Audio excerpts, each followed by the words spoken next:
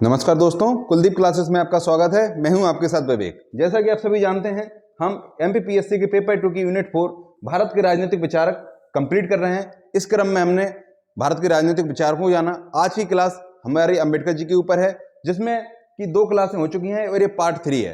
तो अंबेडकर जी की इस क्लास के अंतर्गत हम उनके सामाजिक और आर्थिक विचारों को डिस्कस करेंगे और अंत में क्लास के आखिर में हम अंबेडकर जी और महात्मा गांधी जी के बीच जो विचारगत मतभेद हैं उनको डिस्कस करेंगे।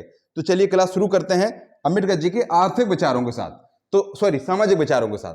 सामाजिक विचारों के क्षेत्र में उनका मूल क्षेत्र आगे डिटेल से डिस्कस करेंगे कि मूल क्षेत्र क्या रहा। तो वर्ण व्यवस्था और जाति व्यवस्था का उन्होंने विरोध किया, समाधान भी सुझाए। जाति व्यवस्था के उन्मूलन के लिए उनके द्वारा समाधान भी सुझाए गए।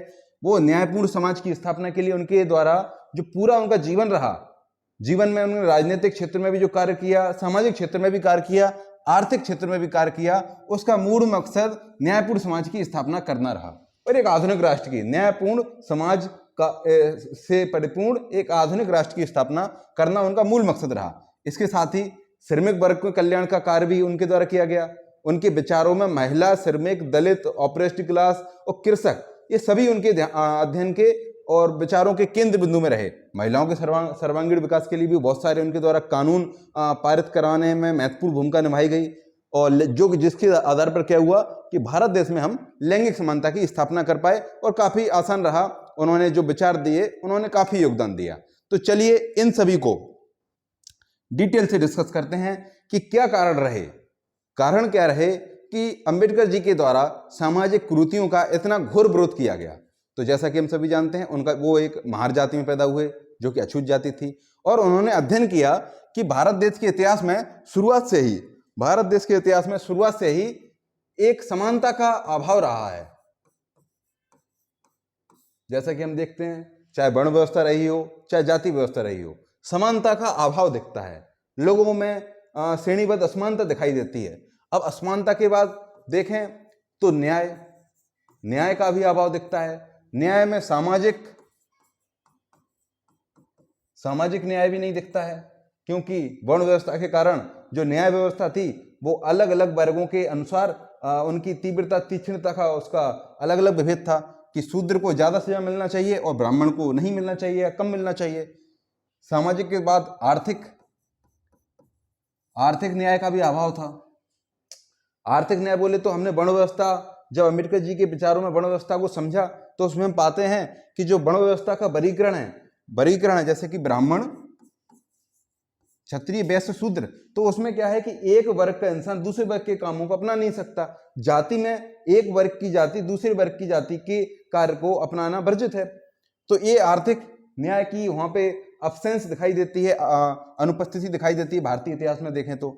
सामाजिक आर्थिक के बाद जब राजनीतिक न्याय की बात होती है तो भी ये भारत के इतिहास में गौड़ दिखता ही नहीं है, क्योंकि जो वर्ण व्यवस्था रही, जाति व्यवस्था रही, इसके कारण जो राजनीतिक योगदान रहा उसमें जो शूद्र लोग रहे या कहें वैसे लोग भी, उनका योगदान भरपूर नहीं देखने को मिलता। जब अब समानता न्याय के बाद आते हैं स्वतंत्रता के ऊपर।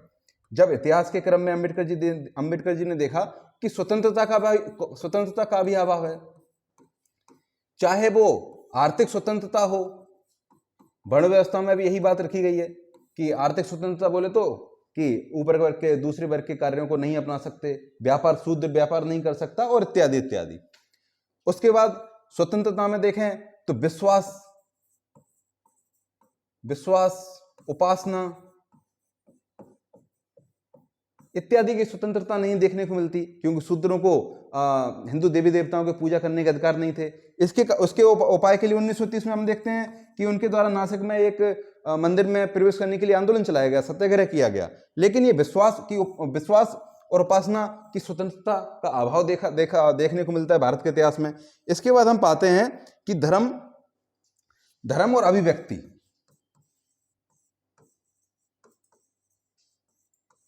धर्म को तो विश्वास उपासना के साथ जोड़ के ही देखा जा सकता है कि शूद्र लोगों को पूजा करने के अधिकार नहीं थे, वर्शिप करने के अधिकार नहीं थे। अभिव्यक्ति की स्वतंत्रता का भी अभाव दिखता है। विचारगत, जैसे कि एक अम्बेडकरवादी के द्वारा कहा जाता है कि जो वाल्मीकि कृत रामायण है उसमें भगवान राम के द्वारा शंभु ऋषि का वध कर दिया गया। क्यों? क्योंकि वह उपासना कर रहा था, तप कर रहा था। तो ये अभिव्यक्ति मतलब किसी व्यक्ति की धार्मिक स्वतंत्रता का अभाव देखा भारत के इतिहास में, ये अंबेडकर जी के विचार थे। अब इनके समाधान के लिए, इनका समाधान कैसे हो, इन सभी सामाजिक, धार्मिक, आर्थिक अन्याय, इन अन्यायों का समाधान कैसे हो, जो समाज में कुरीतियां हैं व्याप्त, उनका समाधान कैसे हो, इन सभी के लिए उनके द्वारा संविधानवाद को अपनाया गया। मतलब कानून में ही असमानता को दूर कर दिया जाए तो सब कुछ समानता, स्वतंत्रता, बंधुत्व की स्थापना की जा सकती है। इसी क्रम में उनके द्वारा हमने देखा कि स्वतंत्रता, समानता, बंधुत्व की बहुत इंपोर्टेंस की बात की गई। उनके द्वारा कहा गया कि समता विहीन स्वतंत्रता, समता विहीन स्वतंत्रता मतलब समानता नहीं है, केवल स्वतंत्रता है, तो यह क्या करेगी, कुछ लोगों का बहुसंख्यक आबादी पर आधिपत्य स्थापित कर देगी, प्रभुत्व स्थापित कर देगी। ज्यादातर आबादी परेशानियों में ग्रसित रहेगी, कुछ लोग एंजॉय करेंगे क्योंकि स्वतंत्रता है, आर्थिक स्वतंत्रता है, तमाम प्रकार की स्वतंत्रता है, लेकिन समानता स्थापित नहीं हो पा रही है। उसके बाद उनके द्वारा स्वतंत्रता विहीन समता की भी बुराई की गई। स्वतंत्रता विहीन समता मतलब स्वतंत्रता नहीं है, केवल समता है, यह भी गलत चीज है उनके विचारों में। उसके बाद उनके द्वारा कहा गया, बंधुत्व का इंपोर्टेंस बताया गया। बंधुत्व के इंपोर्टेंस के तौर पर वो कहते हैं कि स्वतंत्रता, समानता, बंधुत्व की अब्सेंस में, अनुपस्थिति में अपने मार्ग से हट जाएंगे, अपने मार्ग से विचलित हो जाएंगे। स्वतंत्रता, समानता को जो कार्य करना चाहिए वो नहीं कर पाएंगे जब तक बंधुता नहीं होगी समाज में। और भारत के इतिहास में हम देखते भी हैं कि जो विदेशी आक्रमणकारियों ने हमला किया तो उसमें उन्होंने राजाओं को हराया, लेकिन समाज में सामाजिक बंधुता का अभाव दिखता है, जिसके कारण वो राज कंटिन्यूअसली कर पाए विदेशी आक्रमणकारी। अगर समाज में सामाजिक बंधुता होती तो उनको मार भगाते, पूरा समाज एकजुट हो उठता और विदेशी आक्रमणकारियों को मार भगाते। लेकिन सामाजिक बंधुता की कमी थी, सामाजिक उदासीनता व्याप्त थी भारतीय समाज में। इसके कारण क्या हुआ कि विदेशी आक्रमणकारी ने कंटिन्यूअस राज किया, अंग्रेज हो चाहे और कोई भी रहा हो। अंग्रेजों ने तो भारत की आर्थिक लूट इतनी मचाई कि उसके कारण भारत की जो कृषि अर्थव्यवस्था थी, भारत सोने की चिड़िया था, सब कुछ खत्म हो गया।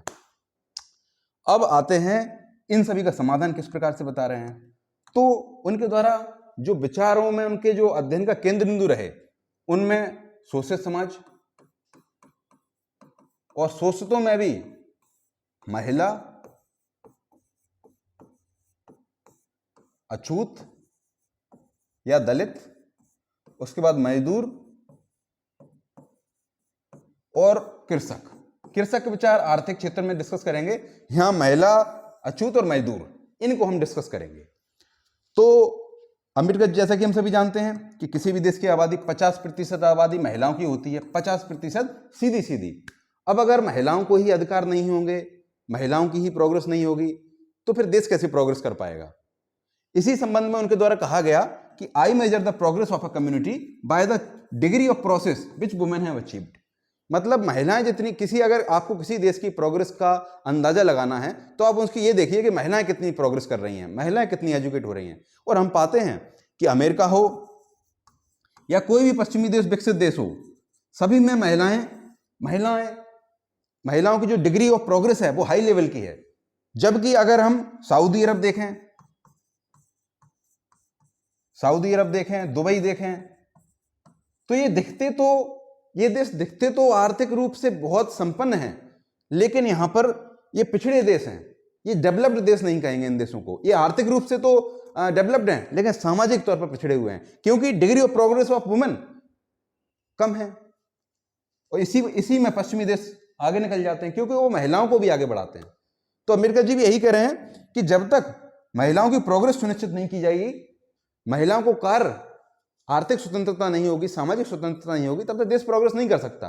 अब जब महिलाएं काम करेंगी, महिलाएं कार्य क्षेत्र में आएंगी, उसके बाद उनको आराम की भी जरूरत होगी, क्योंकि जब मशीन काम करेगी तो मशीन को आराम भी तो चाहिए। सॉरी, मैं मशीन से गलत तुलना कर रहा हूं महिलाओं की, लेकिन जब महिलाएं काम करेंगी तो उनको अवकाश भी चाहिए, छुट्टी भी चाहिए। तो इसी संबंध में वो क्या कहते हैं कि जो एक सर्टेन अमाउंट ऑफ रेस्ट महिलाओं को जरूर मिलना चाहिए। मैटरनिटी बेनिफिट जो लीव होती है, मैटरनिटी लीव होती है, जिस समय महिला गर्भवती होती है उस समय उसको अवकाश मिलना चाहिए। ये आज से 75 साल पहले वो बात कर रहे हैं कि it is in the interest of the nation that the mother ought to get a certain amount of rest, certain amount of rest उनको मिलना चाहिए ड्यूरिंग प्री नेटल पीरियड, ताकि जो गर्भ में उसके बच्चा पल रहा है, क्योंकि हम सभी जानते हैं बच्चे देश का भविष्य होते हैं। अब जो बच्चा किसी महिला के गर्भ में पल रहा है वो देश का भविष्य ही तो है। अगर उसको पर्याप्त मात्रा में आराम नहीं मिलेगा तो देश का भविष्य कमजोर होगा, बच्चा कमजोर हो जाएगा, देश का भविष्य कमजोर हो जाएगा। इसी संबंध में न्यायपूर्ण समाज की स्थापना के लिए, एक न्यायपूर्ण समाज की स्थापना के लिए उनके द्वारा स्वतंत्रता, समानता और बंधुत्व की बात की गई, और इन सभी को सुनिश्चित करने के लिए एकदम सॉलिड कर देना चाहिए कि ये हो ही, तो उसके लिए उनके द्वारा संविधान में हम देखते हैं कि आर्टिकल 14, 15, 16 इनमें समानता, सबसे पहले वो समानता की स्थापना कर देते हैं। सबसे पहले तो समानता ही स्थापित करते हैं कि कोई भेदभाव नहीं होगा लोगों के बीच, नागरिकों के बीच, चाहे लिंग हो, जाति हो, धर्म हो, किसी भी आधार पर भेदभाव नहीं होगा। राज्य के समक्ष, कानून के समक्ष सभी व्यक्ति समान हैं। ये समानता सबसे पहले। फिर हम देखते हैं कि 17 के अंदर छुआछूत का खात्मा किया गया, क्योंकि उनके विचारों में ये सबसे बड़ी समस्या थी हिंदू समाज की या देश की। ये भी समानता से ही जुड़ा हुआ है, छुआछूत खत्म होगी तभी तो समानता आएगी। उसके बाद उनके द्वारा शोषण नहीं होना चाहिए किसी व्यक्ति का, आर्टिकल 23 इस क्षेत्र में काफी योगदान दिया गया। आर्टिकल 19 के अंतर्गत तमाम प्रकार की अभिव्यक्तियों की स्वतंत्रता, व्यक्तिगत अधिकारों की भी बात करते हैं और सामाजिक अधिकारों की भी बात कर रहे हैं अम्बेडकर जी। 19 के अंदर, आर्टिकल 19 के अंतर्गत तमाम प्रकार की स्वतंत्रताओं की वो बात करते हैं और इनको एकदम कानूनी दायरे में लेके आते हैं। उसके बाद हम देखते हैं तो अनुच्छेद 32 संवैधानिक उपचारों का अधिकार, इसको तो उन्होंने संविधान की आत्मा कहा है। मतलब हर व्यक्ति को अधिकार होना चाहिए कि वो न्याय की प्राप्ति के लिए न्याय व्यवस्था का दरवाजा खटखटा सके। ये हमने डिस्कस किया। अब आते हैं सबसे पहले कि जो लैंगिक समानता सुनिश्चित किस प्रकार से कर रहे हैं। उनके द्वारा शुरुआत से ही कार्य किए गए लैंगिक समानता सुनिश्चित करने के लिए, क्योंकि हम सभी जानते हैं कि वो शुरुआत में वायसराय की एग्जीक्यूटिव काउंसिल में मेंबर भी रहे, लेबर मेंबर भी रहे, और उनके द्वारा श्रम मंत्री रहते हुए, लेबर जो एग्जीक्यूटिव काउंसिल है वायसराय की, उसमें श्रम मंत्री रहते हुए उनके द्वारा काफी योगदान दिया गया। और मैटरनिटी बेनिफिट, जैसे कि हमने जाना कि मातृत्व अवकाश की उनके द्वारा बात उठाती जाती रही हमेशा से ही। उसके बाद हम देखते हैं जो रेवोल्यूशनरी कदम रहा, क्रांतिकारी कदम, वो 24 फरवरी 1949 को हिंदू कोड बिल लेके आते हैं।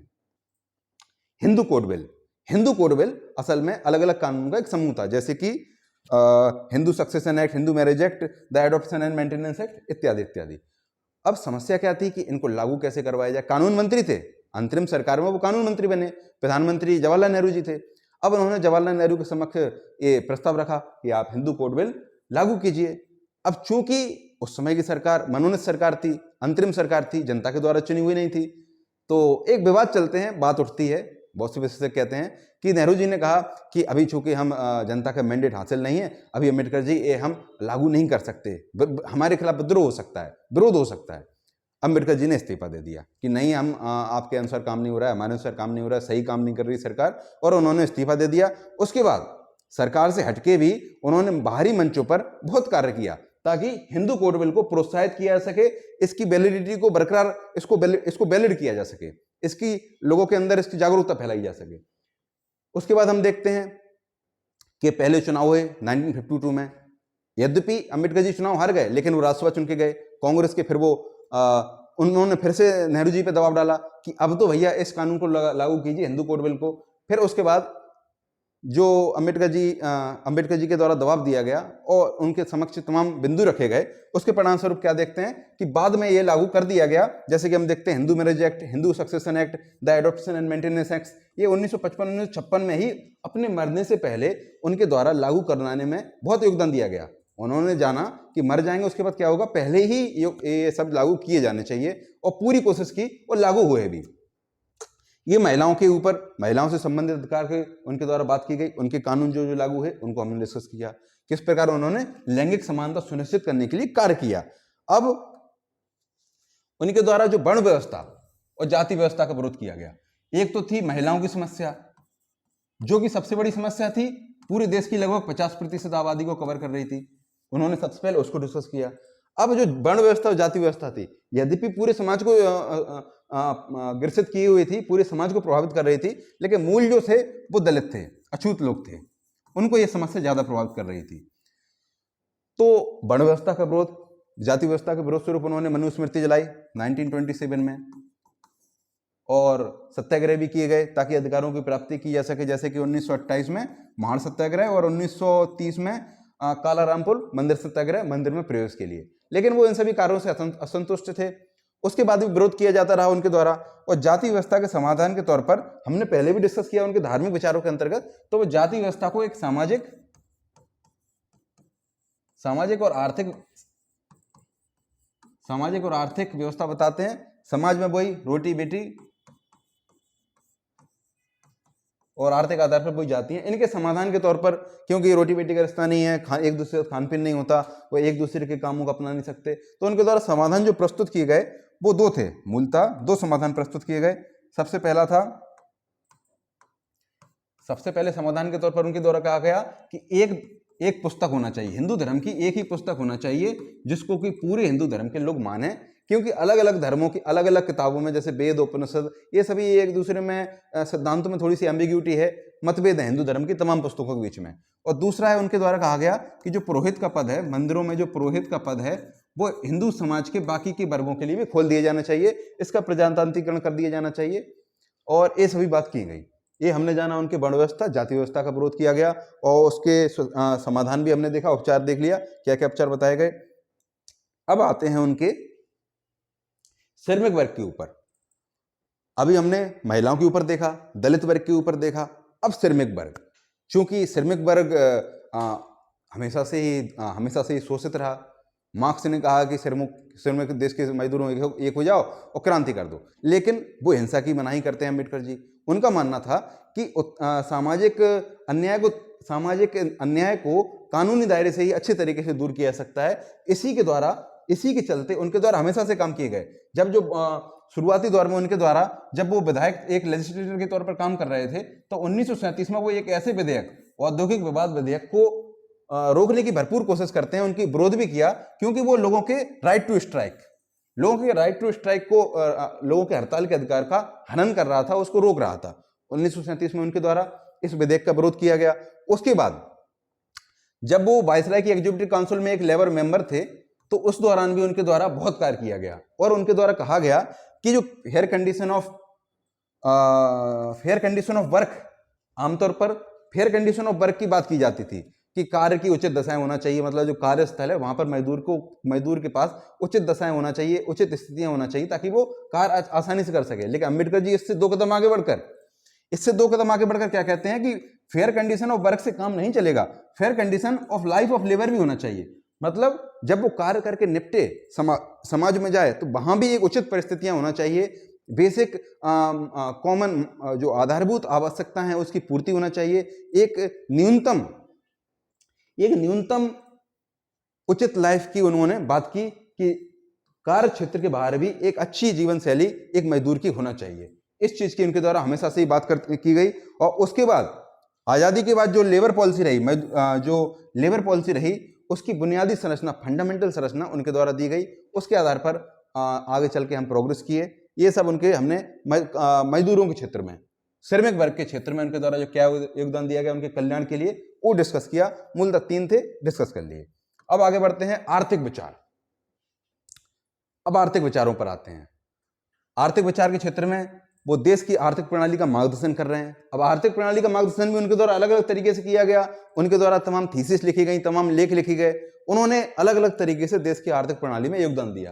कृषि की समस्या, जो अंग्रेजों के द्वारा लूट मचाई गई, उसके द्वारा जो कृषि अर्थव्यवस्था चरमरा गई, उसकी समस्या के समाधान बताते हैं, डिटेल में डिस्कस करेंगे। मजदूरों के हकों की वकालत की उनके द्वारा, और एकीकृत जल संसाधन प्रबंधन में उनके द्वारा जो तमाम नदी घाटी परियोजनाओं की शुरुआत की गई वो देखेंगे। और उद्योगों के राष्ट्रीयकरण की बात की, उद्योगों के राष्ट्रीयकरण, ताकि बड़े स्तर पर रोजगारों को पैदा किया जा सके और बेरोजगारी का खात्मा किया जा सके।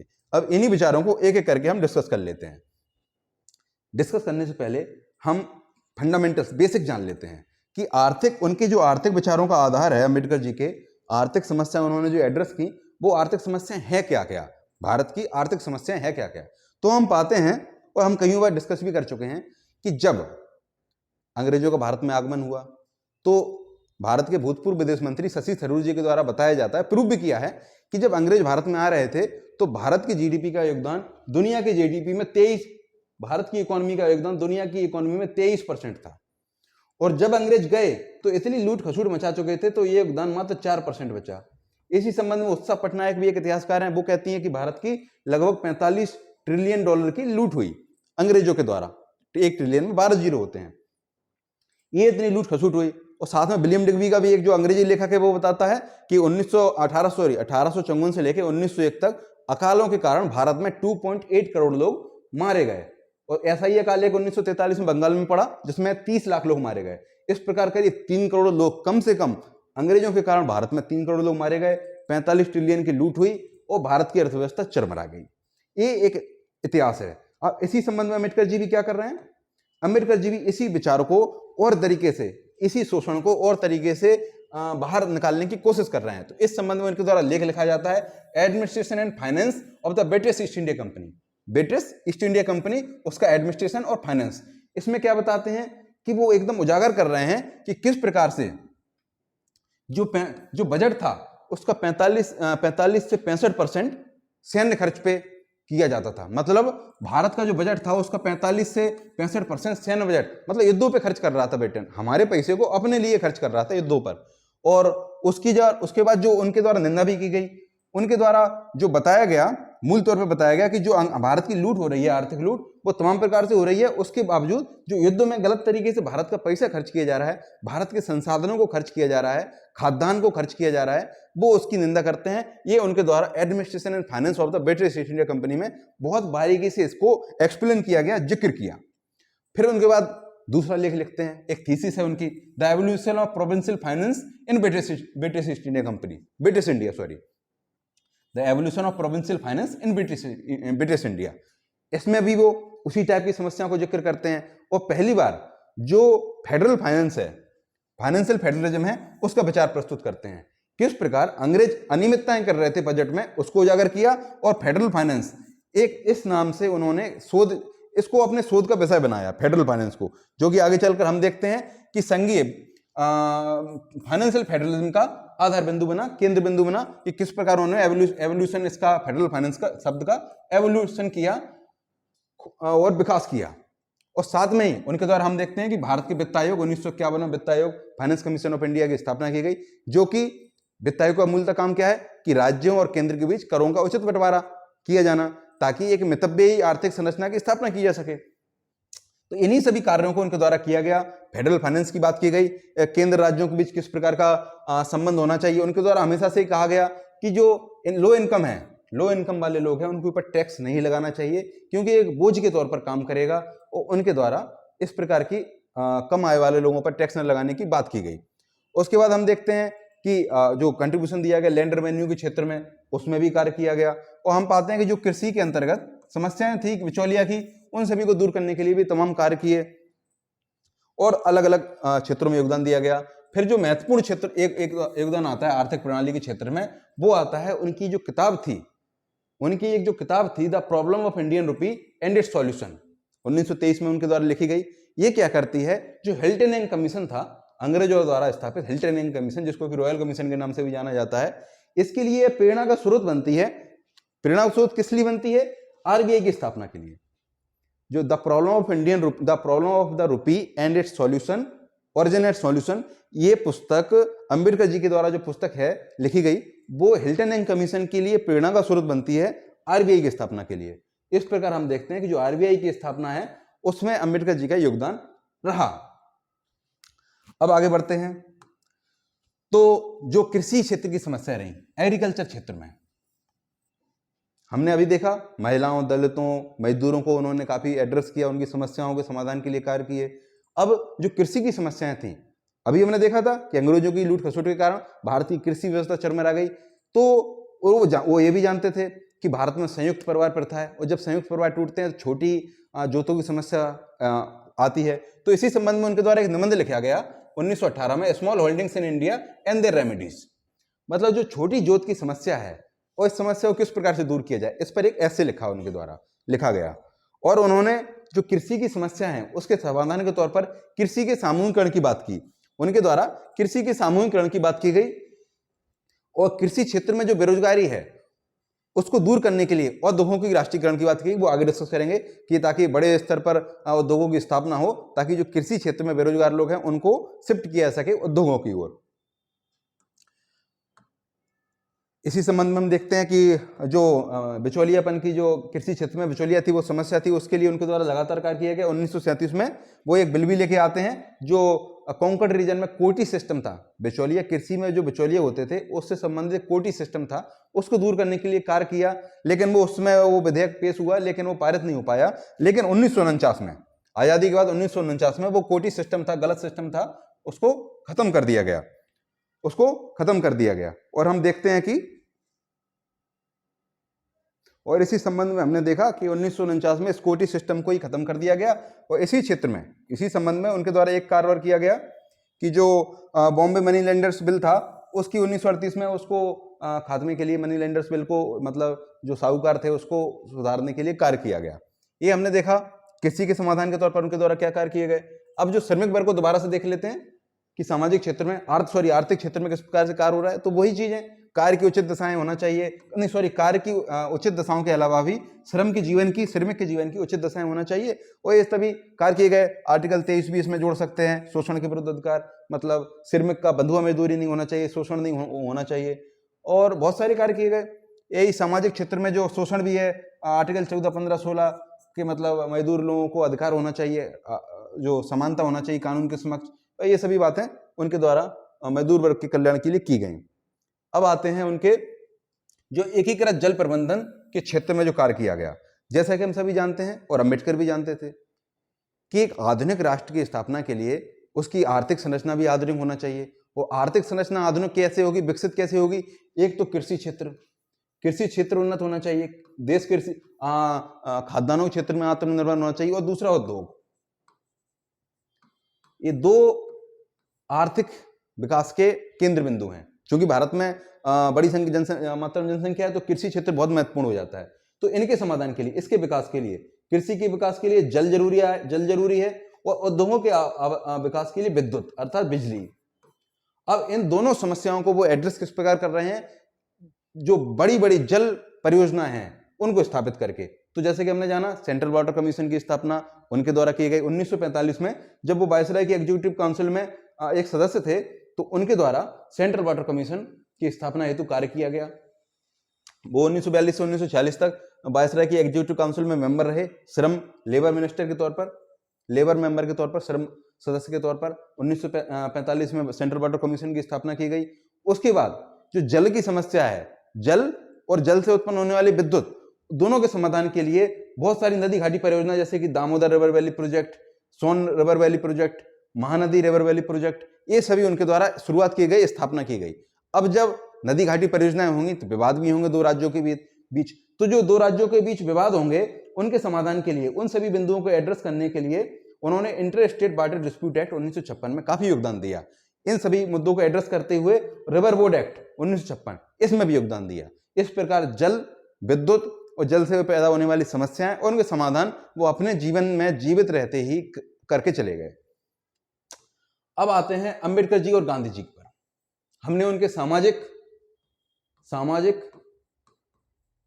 और आर्थिक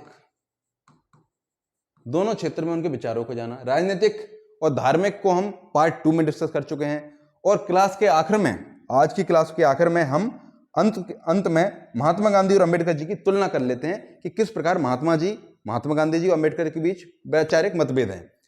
तो जो समानता है, सबसे पहले समानता आते हैं। तो उनके अंबेडकर जी और गांधी जी के जो विचार हैं, दोनों के दोनों एक आधुनिक, ताकतवर, बहुत मजबूत राष्ट्र की स्थापना करने की बात करते हैं, न्यायपूर्ण समाज की स्थापना की बात कर रहे हैं। और इसी संबंध में जो साध्य है वो अंबेडकर जी और गांधी जी दोनों का समान है, मतलब सामाजिक कल्याण, आर्थिक कल्याण, राजनीतिक कल्याण। तो दोनों के उद्देश्य में एक रूपता देखने को मिलती है। दोनों तात्कालिक सामाजिक स्थितियों से संतुष्ट नहीं थे। वर्ण व्यवस्था से अंबेडकर जी भी संतुष्ट नहीं थे और गांधी जी भी संतुष्ट नहीं थे। जो जातिवाद है, सामाजिक असमानता है, सामाजिक सुधार की दोनों की इच्छा थी। समाज में सुधार होना चाहिए, अलग अलग तरीके से सुधार किए, लेकिन दोनों में समानता है कि समाज में सुधार किए जाने चाहिए, और वर्तमान जो समस्या है उनको उससे असंतुष्ट थे। छुआछूत तो जाति भेद से दोनों के दोनों, अम्बेडकर जी हो चाहे गांधी जी हो, दोनों असंतुष्ट थे।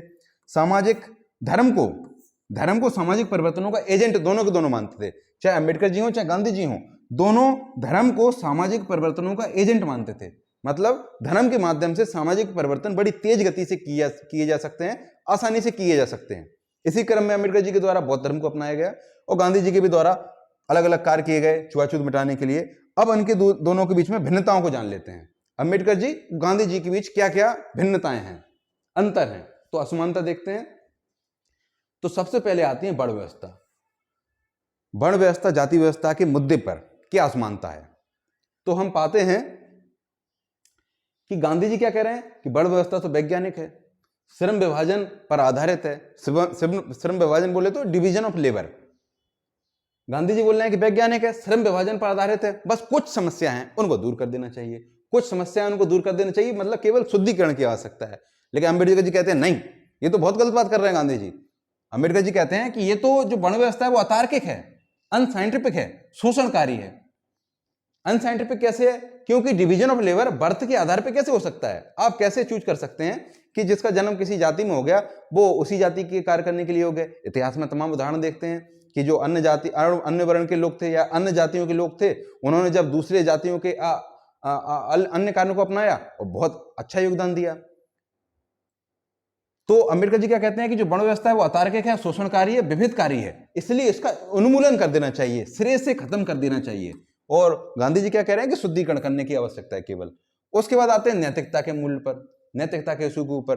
तो गांधी जी कहते हैं, गांधी जी प्रीफर करते हैं, ज्यादा प्राथमिकता देते हैं सामाजिक नैतिकता को, सोशल मोरालिटी को, सोशल